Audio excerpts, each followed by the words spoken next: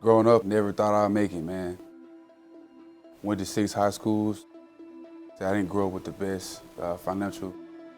Even though I did get middle late, the whole time it just felt like it was the place to go. I just loved playing with these guys and being around these coaches.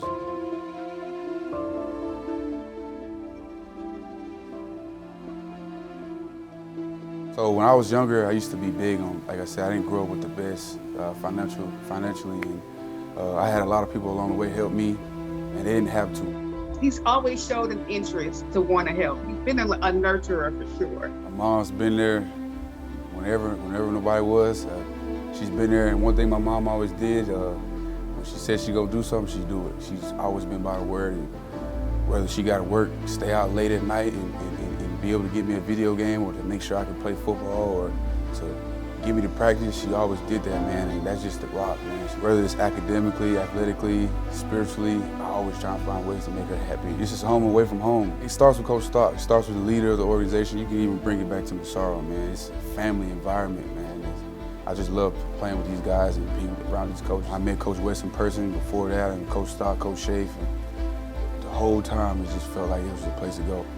Man, you got people who care about you like that. It's not, all love is genuine. Everybody doesn't care about you. What he does behind the scenes, you know, a leader isn't yelling and screaming.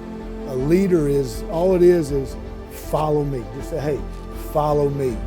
And if they'll follow you, that means you're doing the right things, that you're not just talking and doing something different. Your actions, meet your words. Because you can say it all the time, talk it all the time, but if you don't do it, it doesn't mean a thing. So Ferg says it, but his actions follow his words. You know, I don't know that I've been doing this a long time. I don't know that I've seen a young guy change his whole demeanor, his whole, and again, not that Ferg was he wasn't a bad guy, but he certainly wasn't a model citizen either. And now he is. I mean, I don't know how you could get one better than him now, as far as on the field and off the field. So he's changed tremendously. Guys like us, the way we grew up, we ain't always had it. So we know what the others that they got less than us, and we ain't always had it. So we're just trying to do right. One thing you started this year I think is really, really cool is Hands Worldwide. The overall idea around Hands Worldwide is to help people in need, whether athletically, academically, financially. Right now, exactly, I have to do it myself, and I love it, man. I love spending my own money on other people because that's what people used to do for me. So Ferg and I, we've really been talking about community service for over like 3 years.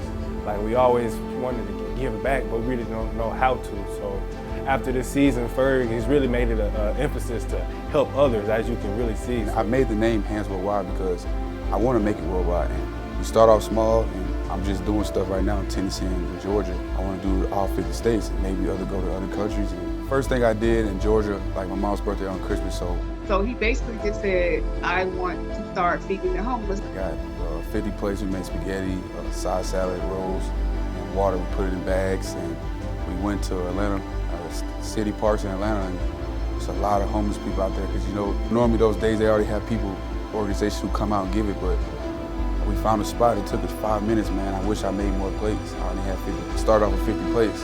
He wanted to do it, and I was like, whatever he's gonna do, we're gonna be there to support him. We go back and disability kids, we go, just spend time with them.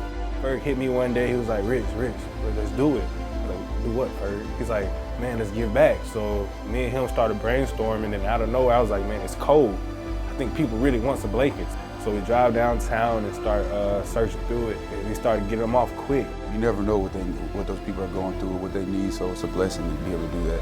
We had about 15, I was like, man, let's go home. And he was like, nah, let's keep going. I was like, okay, bet, let's keep going. So eventually, at the end of the night, we got all the blankets off, and afterwards, really felt like a changed person. Like, man, we really made a difference in the world, but nobody really saw it, but we knew that we made a difference. Without MTSU, there's no Jordan Ferguson, and I'll be glad to say that with my chest poking out.